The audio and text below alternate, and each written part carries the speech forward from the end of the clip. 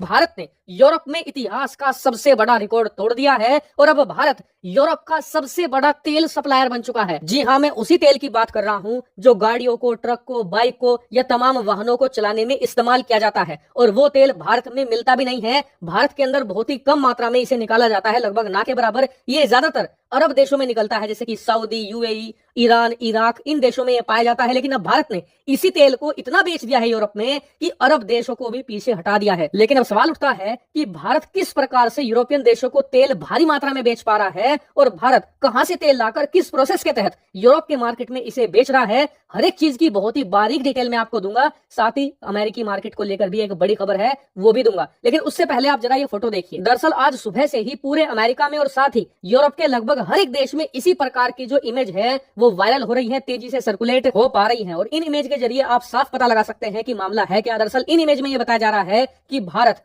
पश्चिमी देशों को रूस का तेल बेच रहा है। लेकिन ये काम तो पिछले कई महीनों से हो रहा है। आज ही इस प्रकार की इमेज सामने क्यों आई? दरअसल इसका कारण ये है कि आज सुबह से ही एक रिपोर्ट आई है और इस रिपोर्ट ने पूरे पश्चिमी देशों की तमाम मीडिया में भूचाल लाकर रख दिया है। दरअसल रिपोर्ट ये है, इसके अंदर आप देख भी सकते हैं कि आज इंडिया यूरोप का लार्जेस्ट रिफाइंड ऑयल का सप्लायर बन चुका है। लेकिन ये रिफाइंड ऑयल या फिर रिफाइंड फ्यूल है क्या? दरअसल जो जमीन से तेल निकाला जाता है ना, उसे कहा जाता है कच्चा तेल या फिर क्रूड ऑयल। उसे आप डायरेक्टली अपनी गाड़ी में या ट्रक में डालकर इस्तेमाल नहीं कर सकते, उसे रिफाइन करना पड़ता है। और रिफाइन का काम होता है बड़ी बड़ी रिफाइनरी में। और रिफाइनरी एक ऐसी चीज होती है जो बहुत ही ज्यादा एक्सपेंसिव होती है। उदाहरण के लिए एक नॉर्मल सी रिफाइनरी बनाने में कम से कम 3 से लेकर 4 बिलियन डॉलर का खर्चा आ जाता है। भारतीय रुपए में बताऊं तो लगभग 25 से लेकर 30 हजार करोड़ रुपए में एक रिफाइनरी तैयार होती है। और इतनी ज्यादा एक्सपेंसिव होने की वजह से दुनिया के सभी देश इसे अफोर्ड नहीं कर पाते। कुछ चुनिंदा देशों के पास ही रिफाइनरी होती है। और ये रिफाइनरी करती क्या है? दरअसल जो कच्चा तेल होता है उसे अलग अलग लेवल पर प्रोसेस किया जाता है। फिर उस कच्चे तेल में से पेट्रोल निकलता है,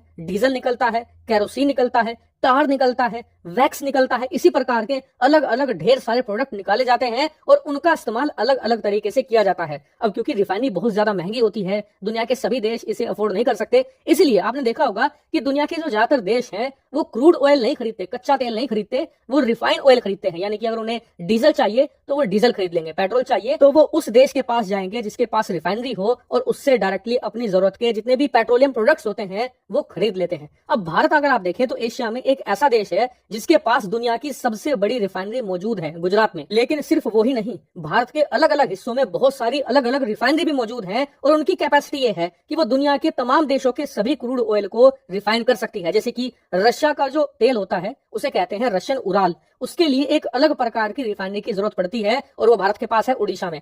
इसके अलावा जो अरब देशों का तेल होता है उसे कहते हैं ब्रेंट क्रूड, उसके लिए भी भारत के पास अलग से रिफाइनरी मौजूद है। सेम उसी प्रकार से तमाम प्रकार के तेलों के लिए हमारे पास अलग अलग रिफाइनरी मौजूद है और इसीलिए भारत रिफाइंड पेट्रोलियम प्रोडक्ट्स का एक बहुत ही बड़ा एक्सपोर्टर है और भारत इससे अच्छी खासी मोटी कमाई करता है। और ये कमाई तब से बढ़ चुकी है जब से रूस यूक्रेन युद्ध शुरू हुआ है, क्योंकि पश्चिमी देशों ने जो रूसी तेल है उस पर तो बैन लगा दिया। लेकिन बैन लगाने से जरूरत खत्म नहीं होती, यूरोप को तो तेल की जरूरत थी, इसीलिए ये अरब देशों के पास गए और इन्होंने भारी मात्रा में बहुत ही ज्यादा महंगा कच्चा तेल खरीदना शुरू कर दिया। लेकिन भारत ने इस मामले को एक अपॉर्चुनिटी की तरह देखा और इसका फायदा उठाने की कोशिश करी। भारत ने रूस का सस्ता कच्चा तेल खरीदना शुरू किया और उसे अपनी अलग अलग रिफाइनरी में प्रोसेस करना शुरू कर दिया और उससे फिर रिफाइंड प्रोडक्ट निकाले और उन्हें यूरोप में एक्सपोर्ट करना शुरू कर दिया। अब जो यूरोप के बायर थे उन्होंने देखा यार भारत से जो पेट्रोल आ रहा है, डीजल आ रहा है, अलग अलग प्रोडक्ट आ रहे हैं, वो अरब देशों के कच्चे तेल से बहुत सस्ते हैं और इसीलिए उन्होंने भारत से ये रिफाइंड फ्यूल खरीदने शुरू कर दिए। लेकिन आप जानकर हैरान होंगे कि यूरोप भारत के सस्ते रिफाइंड फ्यूल का इतना ज्यादा भूखा हो चुका है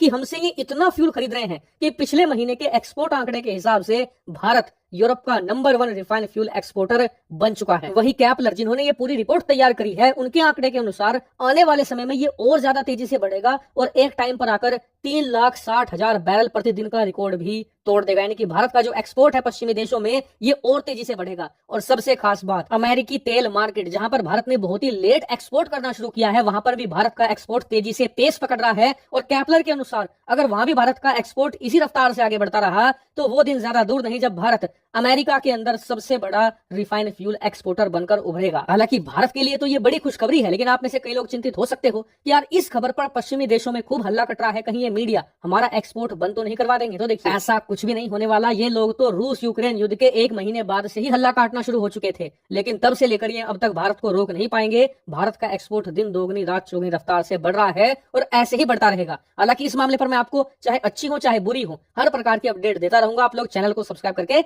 रखना। फिलहाल इस वीडियो में इतना ही। Thank you very much.